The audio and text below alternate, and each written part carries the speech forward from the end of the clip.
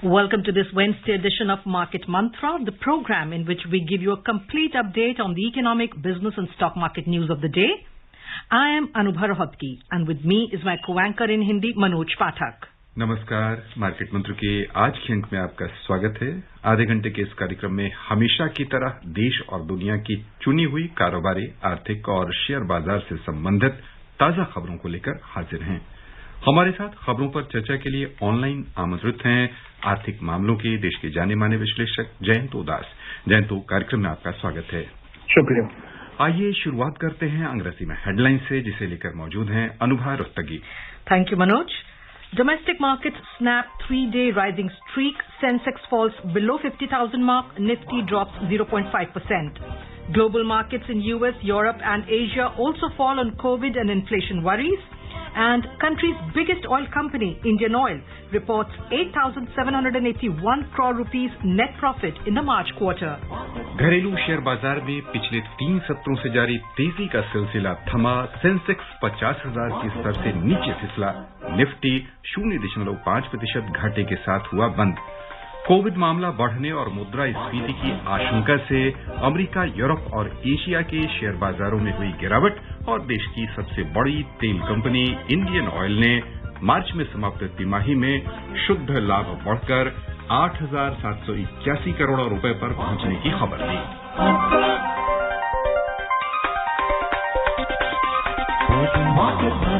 घरेलू शेयर बाजार में पिछले 3 सत्रों से जारी तेजी का सिलसिला आज थम गया और प्रमुख सूचकांक लगभग आधी फीसदी घाटे के साथ बंद हुए।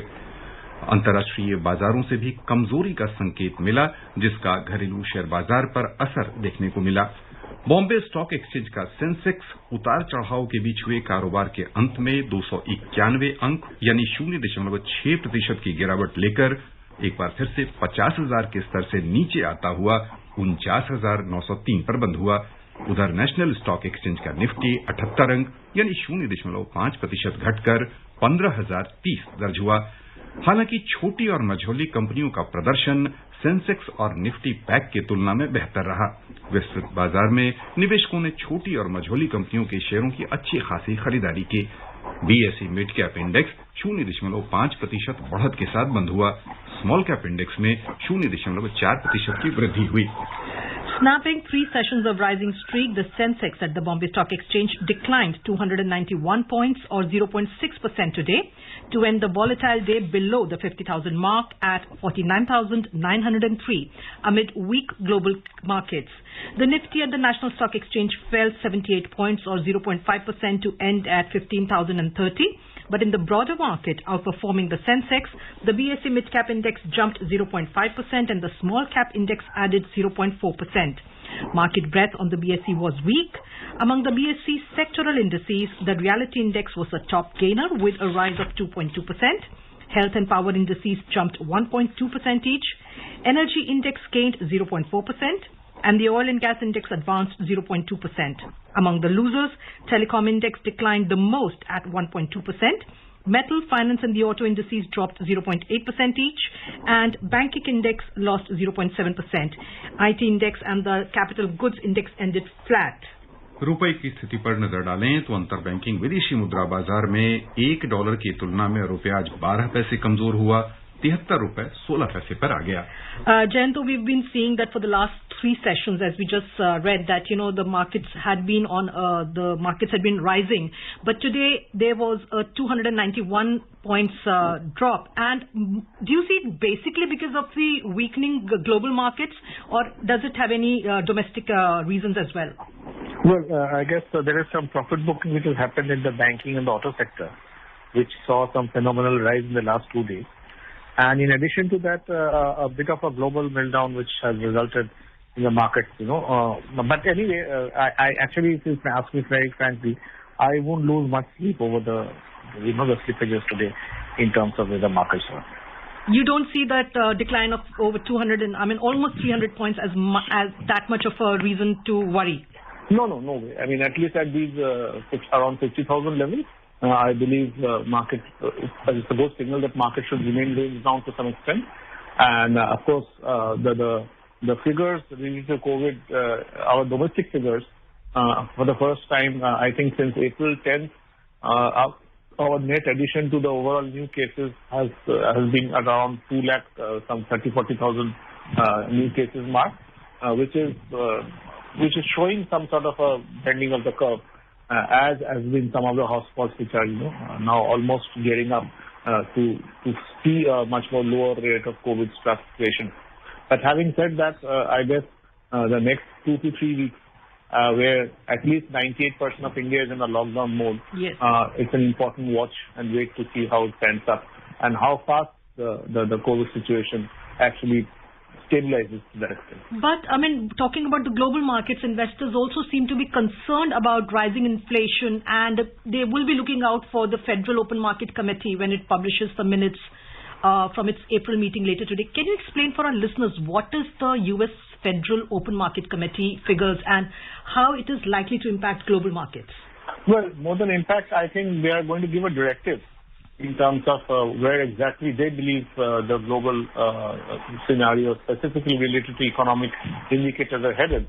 And as the report says, it's an important cue in terms of at least the next 2 to 3 months in terms of understanding the overall scenario, as well as in terms of understanding how quick the recovery of the economies, mainly in Asia as well as in European region, has been gearing up in terms of their fight against COVID. So in a broad way, it's an important report because it's going to speak of how fast the recovery is going to happen, if at all. And it also is going to speak up in terms of the overall strength of the market, specifically related to the economy, specifically in terms of sectors. So I believe a lot of view would happen in terms of whether it's a bullish view or whether it's a very moderate view in terms of recovery. But having said so, let me also tell you, there is always a little bit of dark cloud which will remain in the horizon because the World Health Organization also believes that there will be another wave which is going to come worldwide in terms of the COVID scenario. And the intensity of the wave, I think, is still not predicted well enough. In India's case, we have seen how lethal it has been. The second round specifically, which we are seeing from March onwards and still continuing.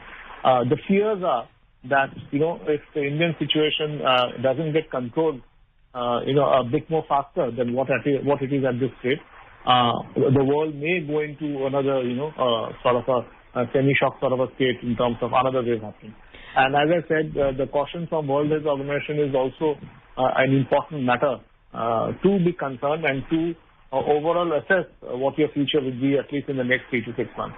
So from that viewpoint, the FOMC report also carries a lot of weightage. Talking about the broader market, we've been seeing that the mid-cap and the small-cap indices have been outperforming Sensex. And according to an estimate, the BSE mid-cap index is up 18% since the beginning of January this year, while the Sensex has risen only 5% in the same period. So some analysts are saying that this rally in the mid-cap index will last for a while. What do you think it's going to happen? And what are the reasons for the mid-cap index, to be doing so well vis-a-vis the Sensex, main indices, major? Well, typically you see whenever an economy recovers, and we had enough, statistical data within India itself, which reflected that the rebound from our, first 2 quarters of the previous fiscal, from March to, say, for example, September, the days which we saw a huge downslide of the economic growth and economic statistical indicators, the rebound has been fairly promising. In addition to that, we have also seen corporates exhibiting some really good results.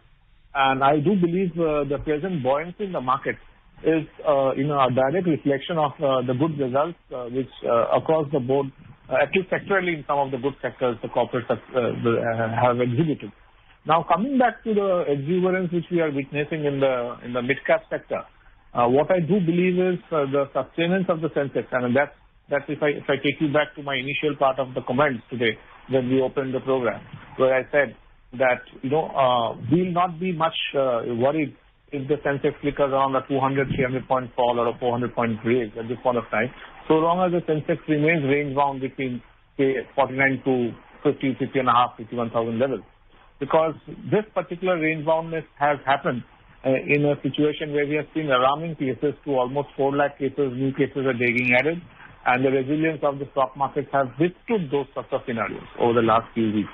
And I guess in that sense, there has been a lot of good bargain hunting which has happened in the mid-cap sector, as a result of which we saw directly a huge increase, and it has actually outbeaten the overall, Sensex growth for this period.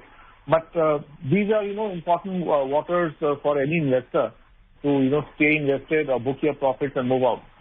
Because, as the saying goes, the mid-cap is a important sector, critical sector with good returns for most of the investors, because investors, specifically retail investors, they love this particular in the mid-cap region, given the type of sectorally, the presence the companies have and the performance of the companies, and of course the returns, the stock market returns in the mid-cap sector are phenomenal.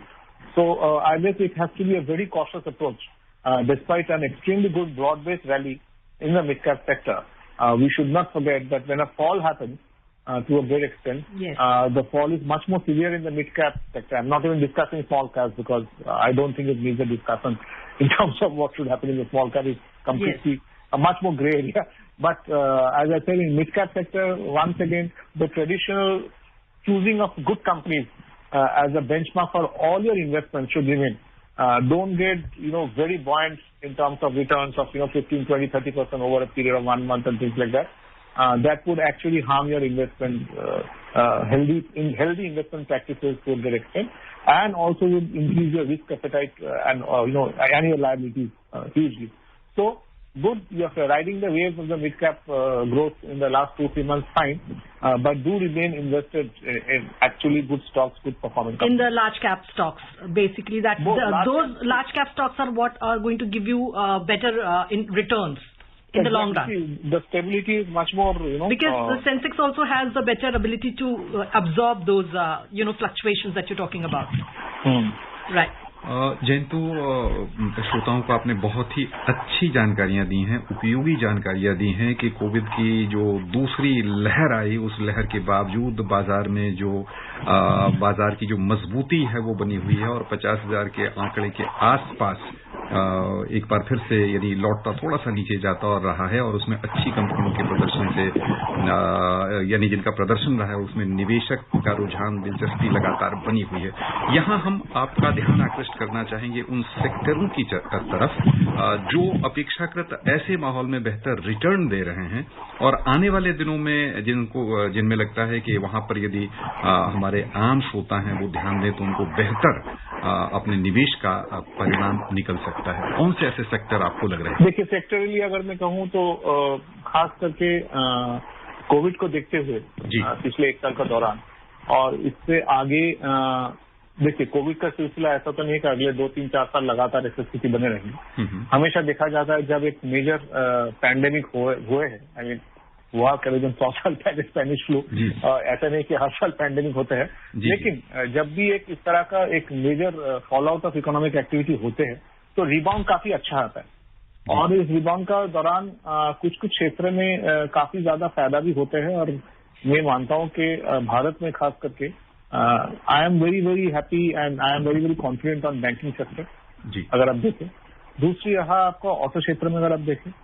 तीसरा आपका pharma और IT दोनों एक साथ मैंने इसलिए कहा क्योंकि पूरा पिछले मार्च 2020 से अगर कोरोना का दौर चालू हुआ है तो ये पूरा 8-10 महीने का दौरान फार्मा एंड आईटी एक ऐसे क्षेत्र था जो ओवरऑल मार्केट को कहीं ना कहीं पकड़ के रखे थे जी, फ्री फॉल ना हो उस हिसाब से। हालांकि शुरुआत में मार्केट में सारे दुनिया में फ्री फॉल हुए थे, लेकिन ओवरऑल अगर आप देखें आईटी क्षेत्र, फार्मा क्षेत्र में आईटी इसलिए और क्योंकि आईटी मार्केट में एक मेजर बूम आया है।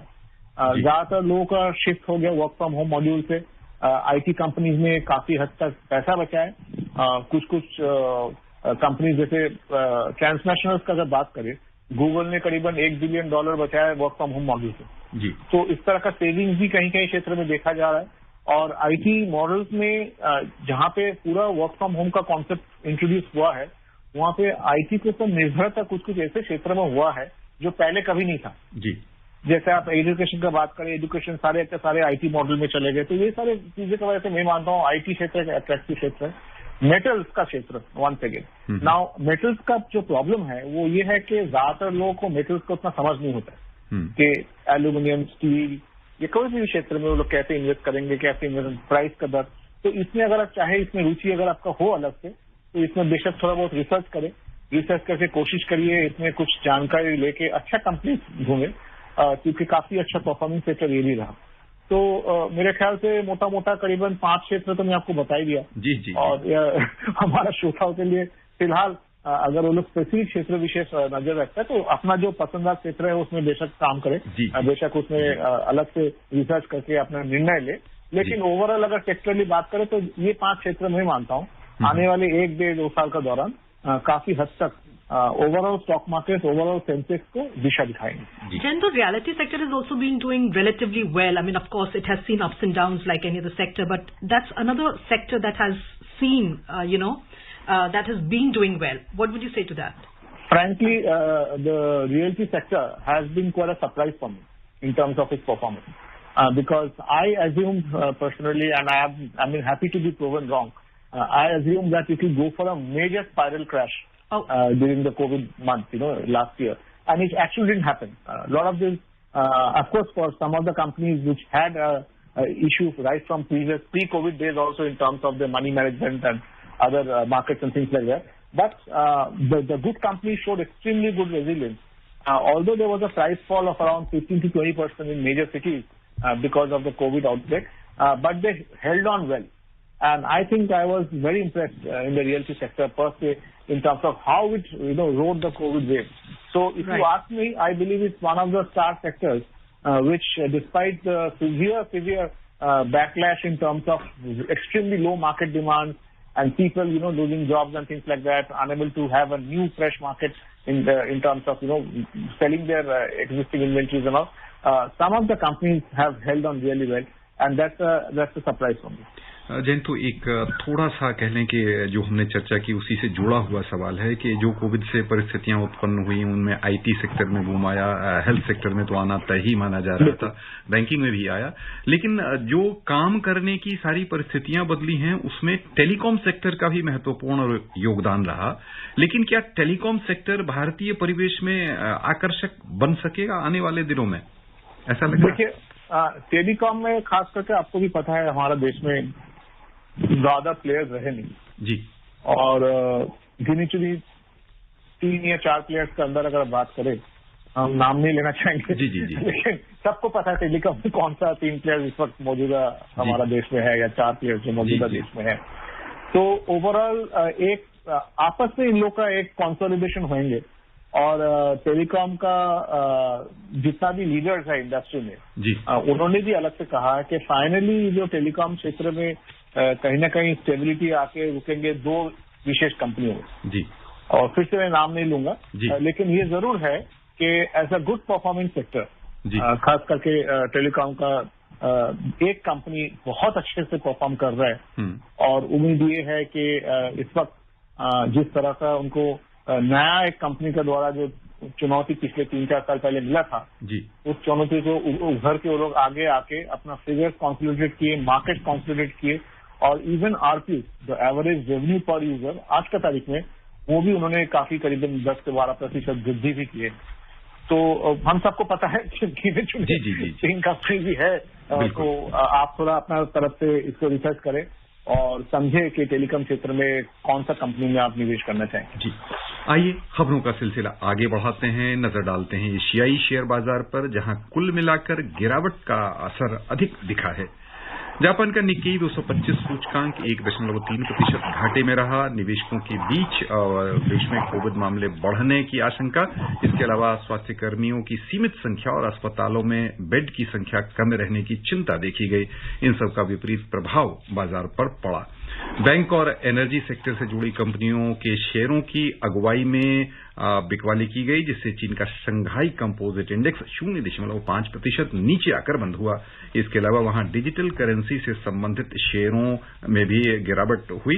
खास बात यह है कि चीन में सरकार की ओर से क्रिप्टो करेंसी कारोबार से जुड़ी कंपनियों से वित्तीय लेन देन और भुगतान पर पाबंदी लगा दी गई है, जिसका असर निवेशकों पर दिखा। उधर सिंगापुर का स्ट्रेट्स टाइम्स इंडेक्स भी 1.2% घाटे में रहा।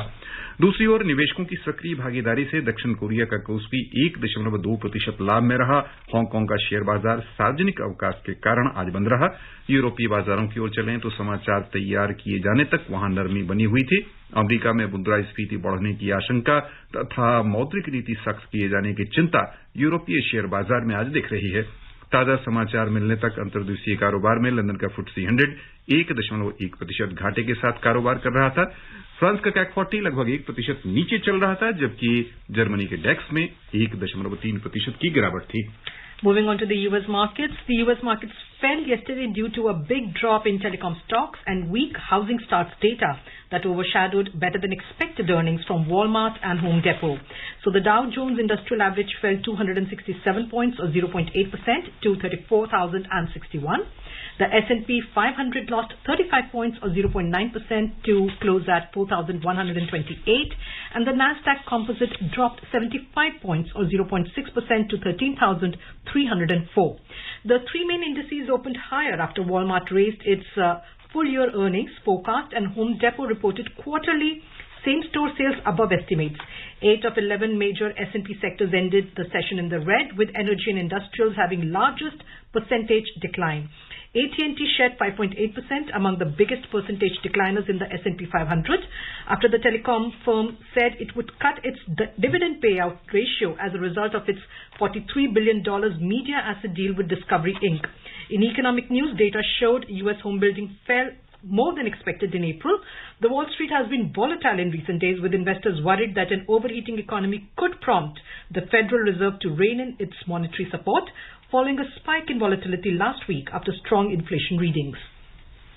And let's move on to commodities. Crude oil prices fell for a second day today on renewed demands concerns as coronavirus cases in Asia rise and on fears that rising inflation might lead the U.S. Federal Reserve to raise interest rates, which could limit economic growth.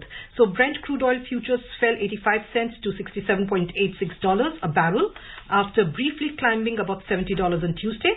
U.S. crude futures dropped 90 cents to $64.59 a barrel. Brent's rise to $70 was driven by optimism over the reopening of the U.S. and European economies, among the world's biggest oil consumers.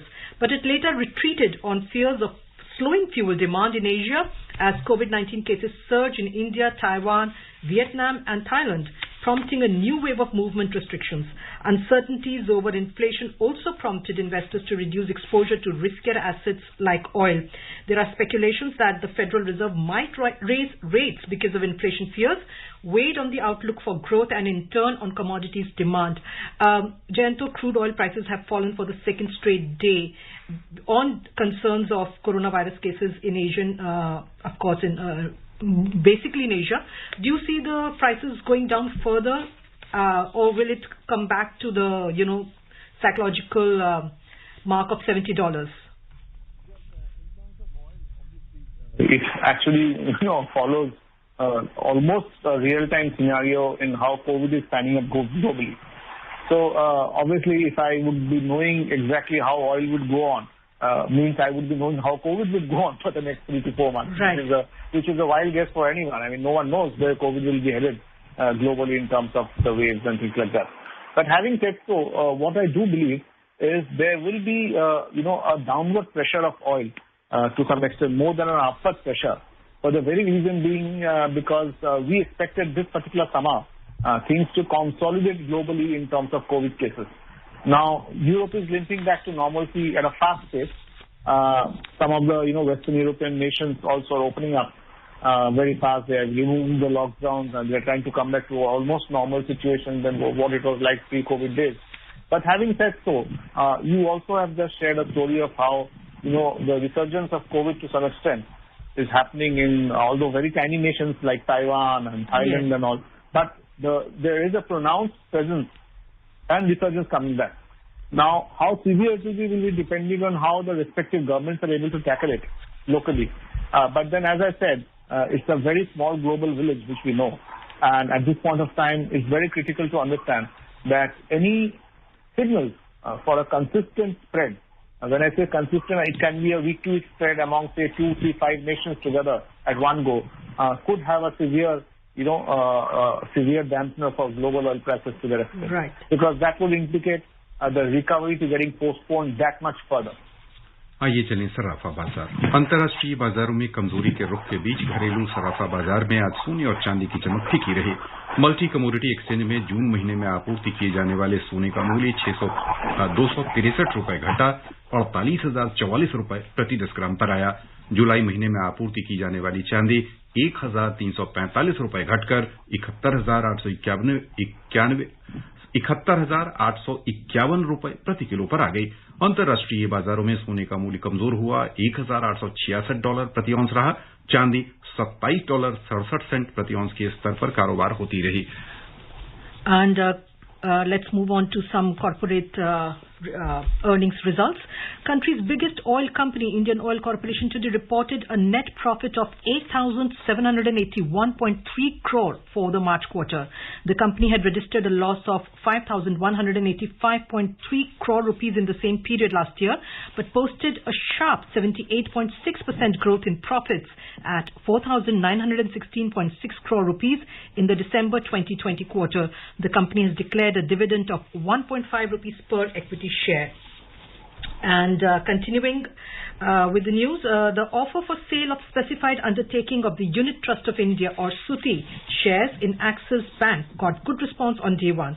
The issue subscribed over 4 times of base size at a clearing price above the floor price by non-retail investors.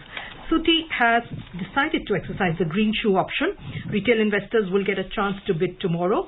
The centre has targeted to raise around 4,000 crore rupees by selling some shares in Axis Bank held through SUTI.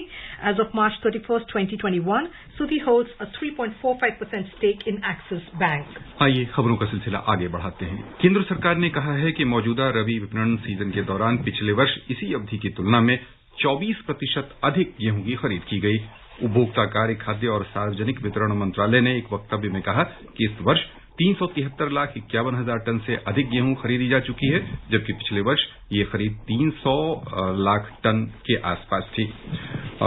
मंत्रालय के अनुसार रबी विपणन season में गेहूं की खरीद उत्तर प्रदेश, मध्य प्रदेश, बिहार, राजस्थान और हिमाचल प्रदेश सहित मुख्य गेहूं उपज वाले राज्यों में सुचारू रूप से चल रही है। And the centre has extended the validity of FCRA registration certificate of entities expired or due to expire between 29 September 2020 and 30th September 2021. It has been extended till the end of September this year. The decision has been taken in view of the COVID-19 pandemic. The deadline for opening FCRA bank account under the new FCRA regime has also been extended till 30th June 2021. सरकार ने व्यापार गतिविधियों और सुविधाओं को बढ़ावा देने के लिए रियायती शुल्क दर पर आयात संबंधी वर्तमान सीमा शुल्क नियम IGCR 2017 में बदलाव किए हैं।